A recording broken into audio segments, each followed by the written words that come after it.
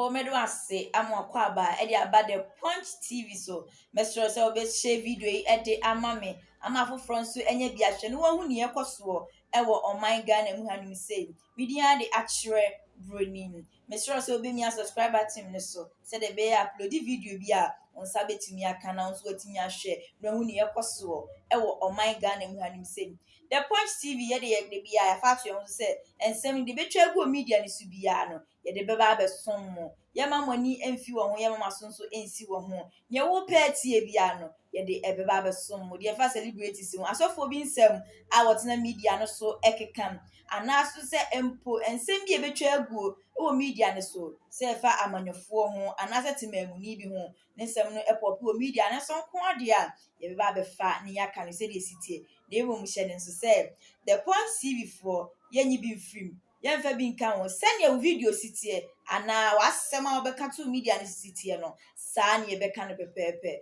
Mr. like video yi share comment efa mamme.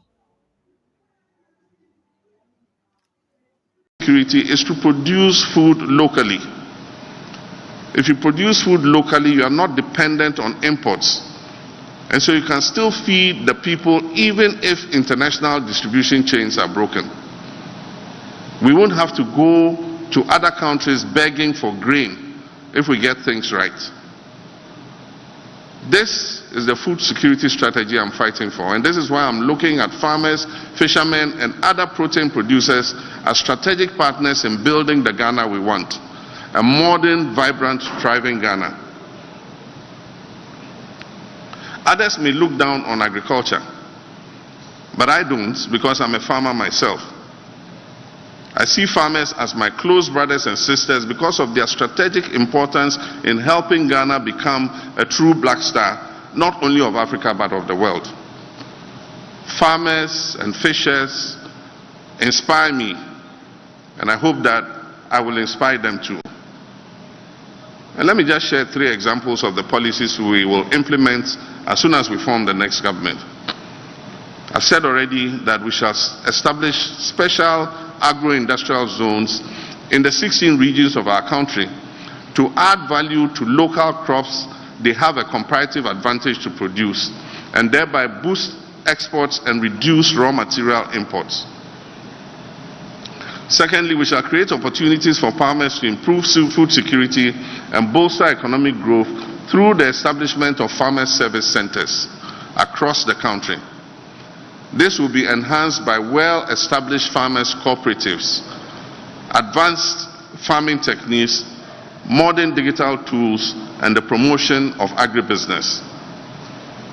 And the third, we will launch a program similar to the Operation Feed Yourself and Industries program of the early 1970s to make Ghana self-sufficient in basic staples and curb unnecessary imports of things that we have a comparative advantage to produce.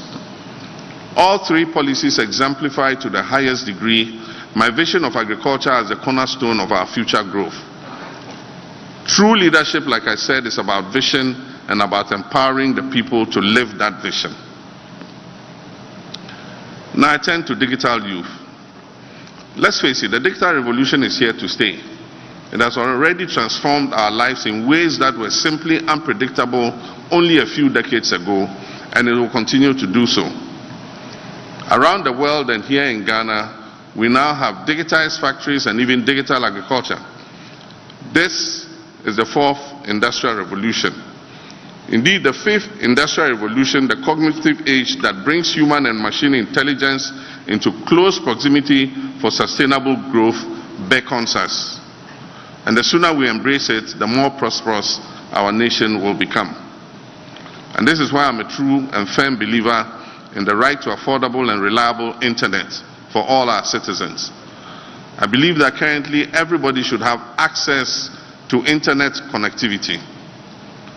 You may remember that 4 years ago I promised Ghanaians that if elected president, I'll provide them with universal and affordable internet access. This promise still stands because my vision of a digital Ghana is as strong as ever. It is a vision that led me as president to deploy massive fixed and wireless broadband for reliable internet across our country, and it remains an undying vision. We need to be young in mind and in spirit. And this is a fabulous time in history, a time which we must be bold, create, and take advantage of the huge opportunities the digital world, particularly the digital economy, affords us.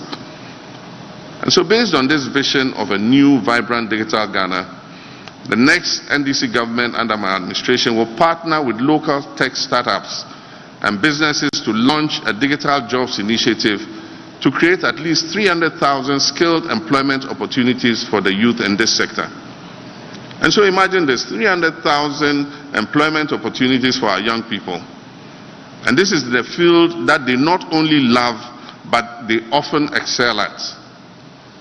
I look at my children, my nieces and my nephews, and I'm amazed at their digital skills, as I'm sure many parents in Ghana are. So I'm telling you, like I tell everybody else, let these kids thrive. They are our future, so let them build this future. It will be glorious, I promise you. All they need from us is our support and understanding. And I promise all of them my full support and my wholehearted understanding.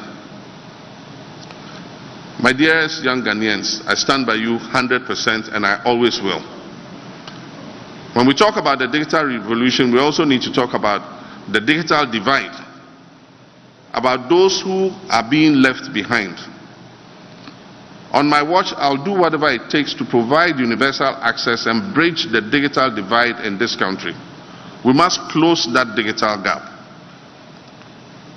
The NDC promises this, and it was in our 2020 manifesto, that we shall train 1 million coding professionals in demand of digital skills for growth, business process outsourcing, and knowledge process outsourcing ecosystems, ensuring that no one is left behind in this digital revolution. 1 million coders. I mean, just think about it. And I believe we can do it. And this is our plan. It is our pledge to you. And no Ghanaian will be left behind in this digital revolution.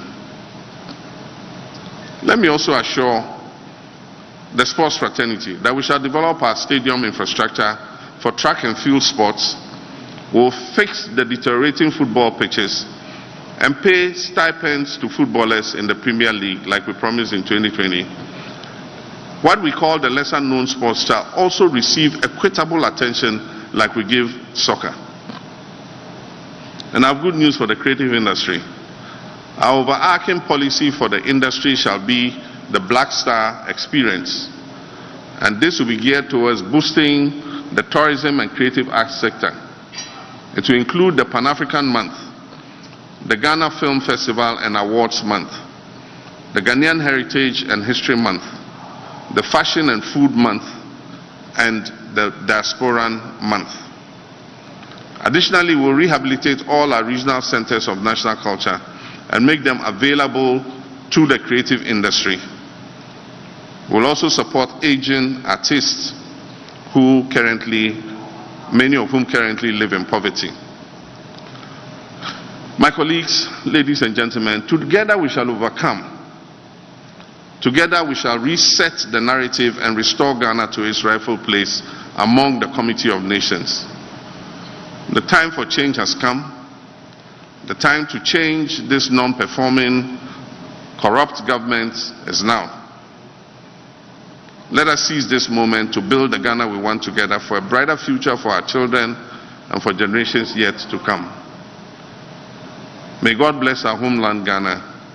And I'd like to stop here and invite you to ask your questions so that we can continue the conversation about the many other issues I have left out for now. I thank you very much for your kind attention. And thank you, Your Excellency, for that insightful speech.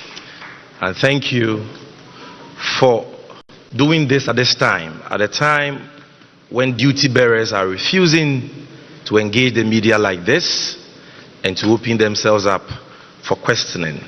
You have not only decided to engage the media, the fourth estate of the realm, but to open yourself up for questions on various issues of national interest. We salute your commitment to transparency and accountability. Ladies and gentlemen, another round of applause for His Excellency. Now, friends from the media, it is time for questions and answers.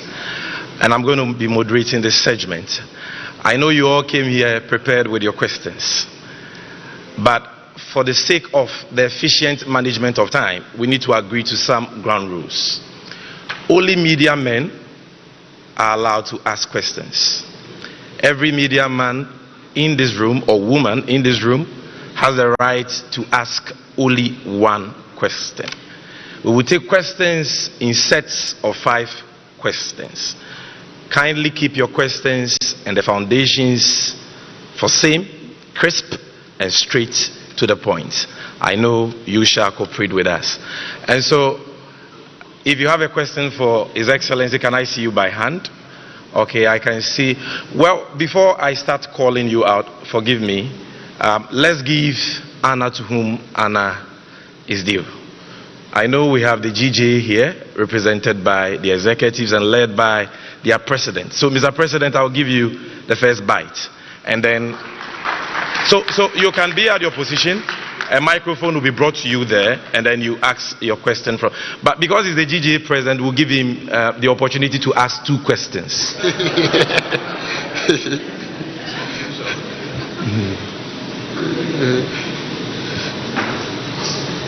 Thank you, Sami, and thank you, His Excellency.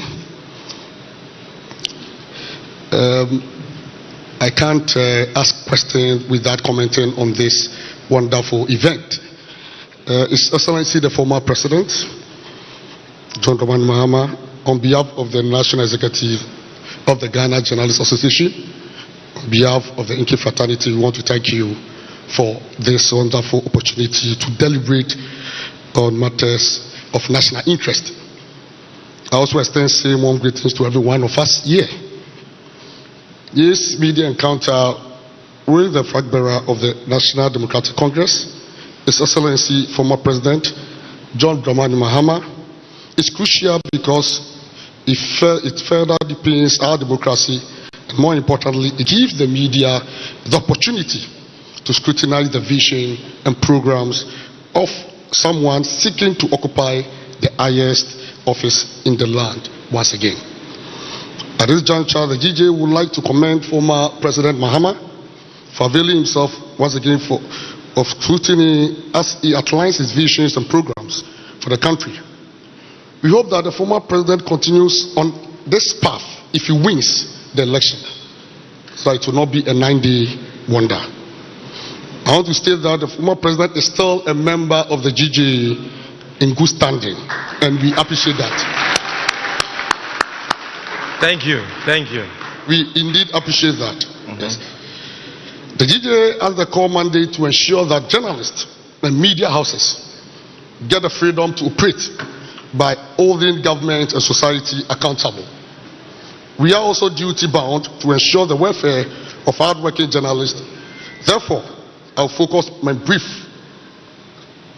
questions on press freedom and the welfare of journalists. Press freedom. Your Excellency, the safety of journalists is one of the most critical issues that the GJ wants you to address if you win the upcoming election. In recent times, attacks on journalists and media houses have been on the rise, with some media personnel sustaining severe injuries.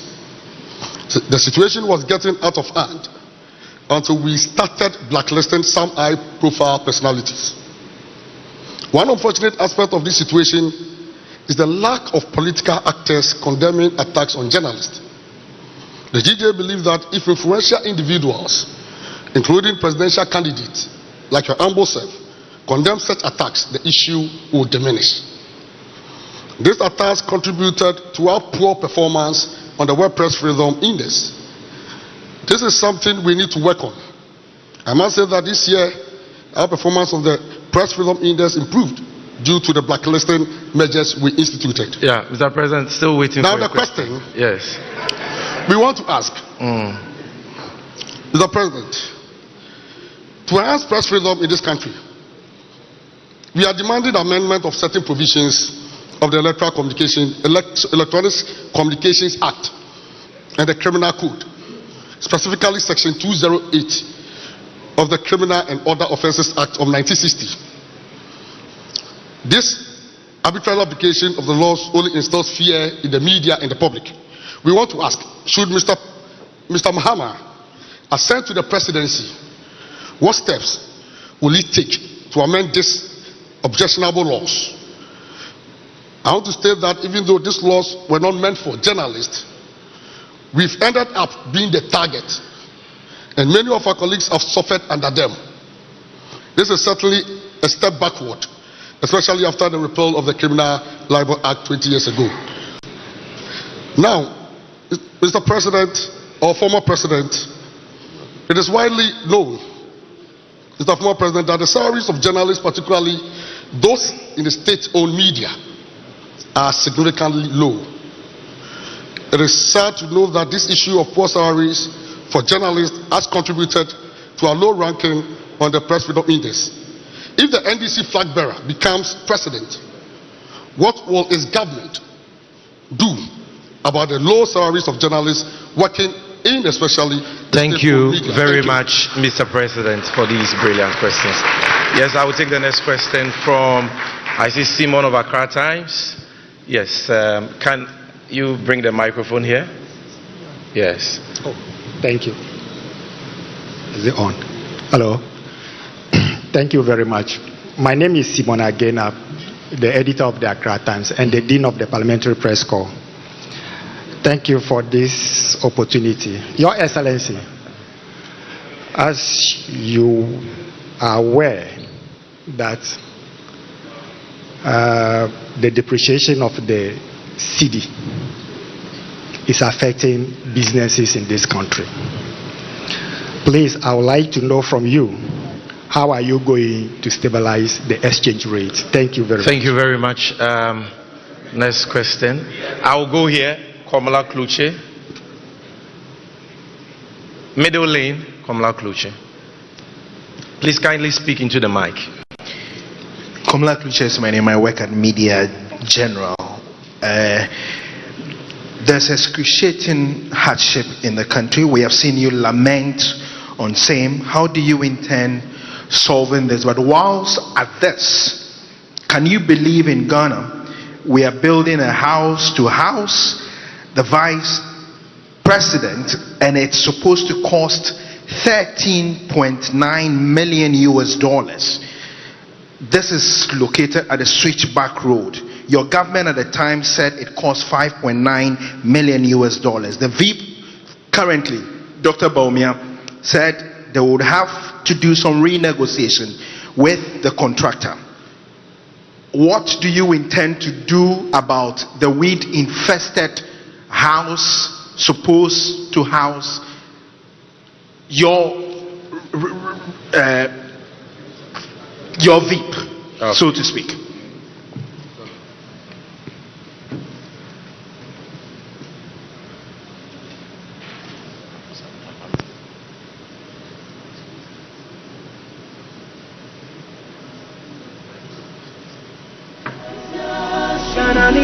Thank you very much, Komala. Kafuide, I'll give you the...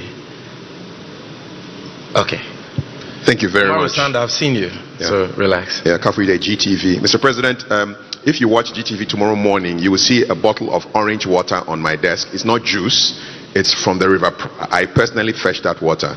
Galamsey is ravaging our environment, it's polluting our waters, it's destroying the farms. You were talking about agriculture and the fact that if we don't have food to eat, everything will be meaningless. I want to know what your plan is to deal with illegal mining, aka Galamsey. Thank you for your question. The masculinity has been too much, so let's go for a female voice. Nima from Ghana Web.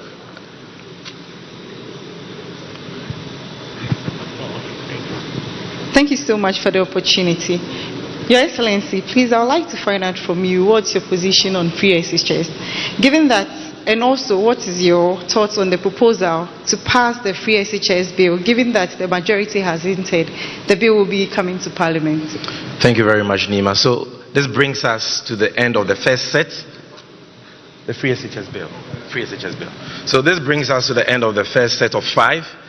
His Excellency will deal with these 5 and then we'll come back again. We're doing this till 10 p.m. So relax, you get the opportunity to ask your question. Your Excellency, we are ready for you.